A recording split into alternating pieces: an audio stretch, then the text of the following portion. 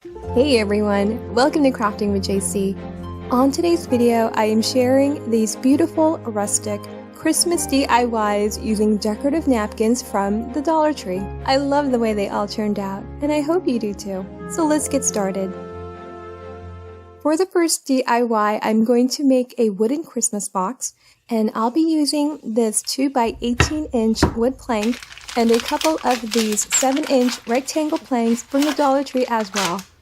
I'm going to cut the 18-inch and 7-inch planks in half with a miter box and saw.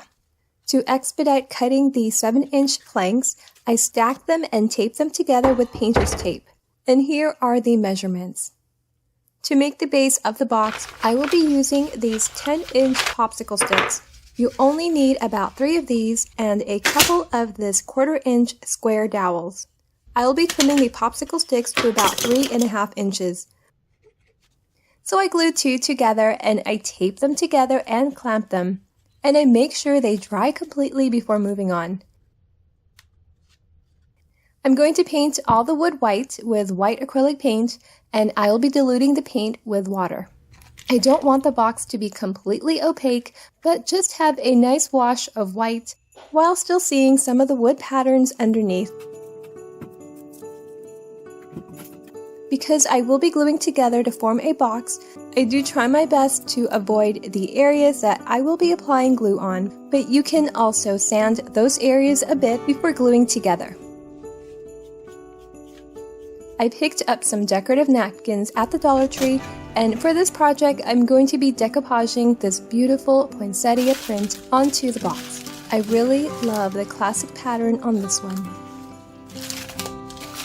So first I open up a napkin. This napkin has 2 plies, and so I remove the extra layer underneath, which I won't be using. You can also remove the extra layer right after you cut the napkin, which makes it easier to separate. I place the longer wood on top of the napkin to see which part to cut out. I do want the design to be continuous, and since the wood is too long for that, I cut the napkin in squares and I just play around with it, moving it around until I find a position that looks best. I mark it and cut that section out, extending about 1/4 of an inch more around the wood. And I cut 2 sets of that. For the smaller wood pieces, I do the same thing. I decided I wanted more of the greenery and less of the poinsettia.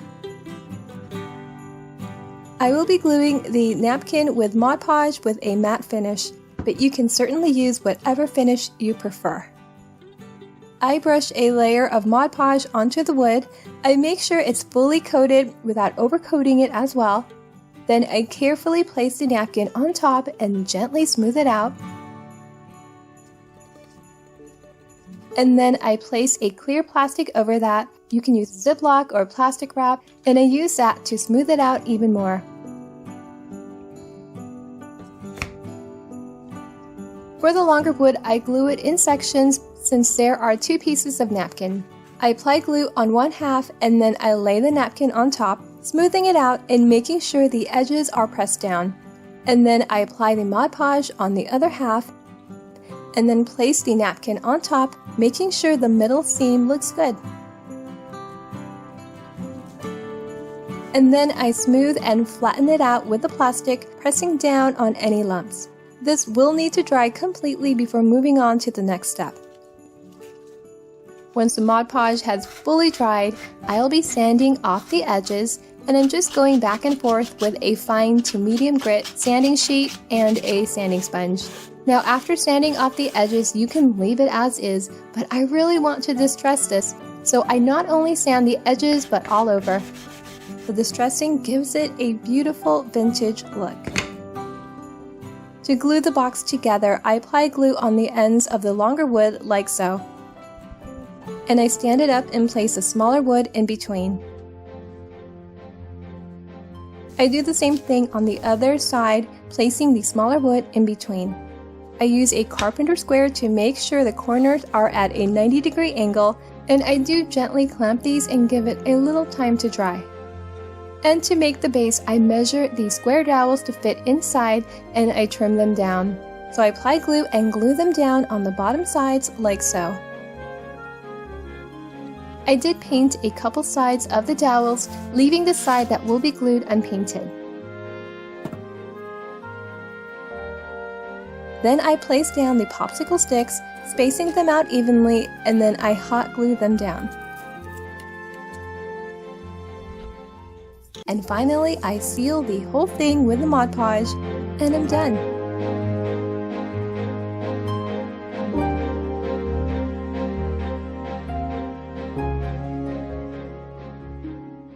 For the next DIY, I will be decorating this wooden ornament from the Dollar Tree. I picked up the snowman napkin from the Dollar Tree as well, and I will be decoupaging it on top of the ornament. I want this ornament to be double-sided, so I open up the napkin and I cut out the square designs. Just like in the first DIY, I decide which part of the design I want on the wood and I cut it out. On one side, I'm going to have this one snowman on the left, and on the other side, I'm going to have these two, which fits nicely together.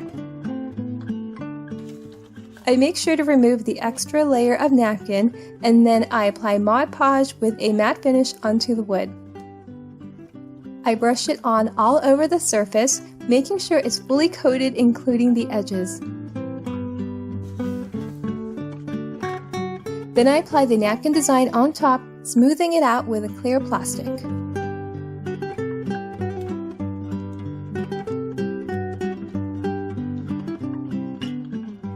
Then I turn it over and repeat the process on the other side, applying the Mod Podge all over the top surface, fully coating the wood, and then placing the napkin design on top and gently smoothing it out.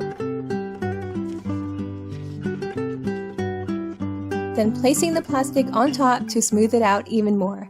And I make sure to press down on the edges. Once it is completely dried, I sand the edges to remove that extra napkin. I lightly distress the wood and give it a light sanding all over. Then I seal it with a layer of Mod Podge. I string some wooden beads onto the jute string, and we are done.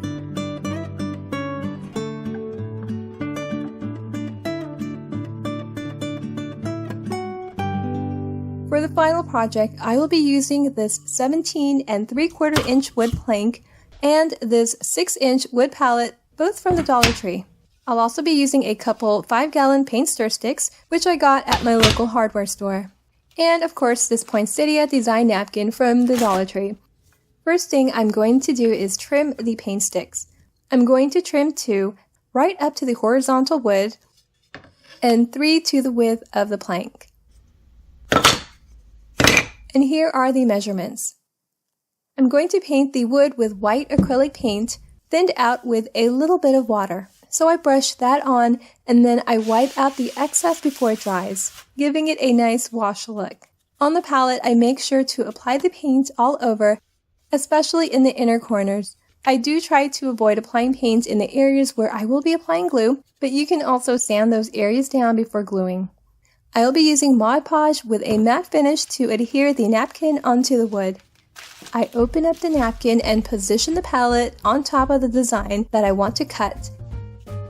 For the cut up paint sticks, I do the same thing except for one of the 4.5 inch because that wood will be on the bottom and won't be seen.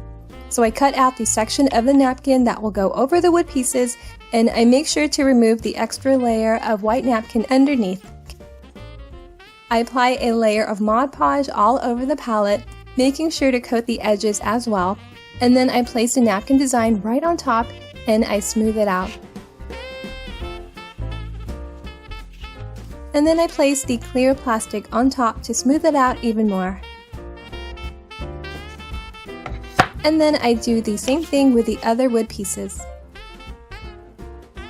Once everything has completely dried, I start sanding. I sand off the edges first, removing the extra piece of napkin, and that easily comes right off. But if it does stick to the sides, you can just sand that off and apply any touch-up paint needed. And then I lightly sand all over to give it a distressed look.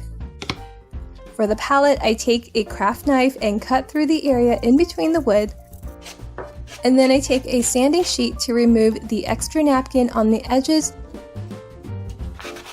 as well as in between the wood. And then I give it a light sanding all over. I really love how this looks. To assemble, I turn the palette over and apply glue just up to the horizontal wood piece, and then I glue the 5.5-inch paint sticks onto each side, making sure the pattern is facing out.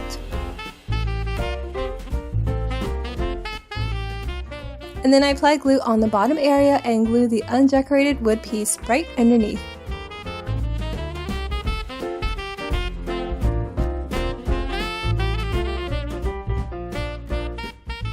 I apply glue on the back of the palette on the edge of the paint sticks, and I place that right on the bottom of the wood plank.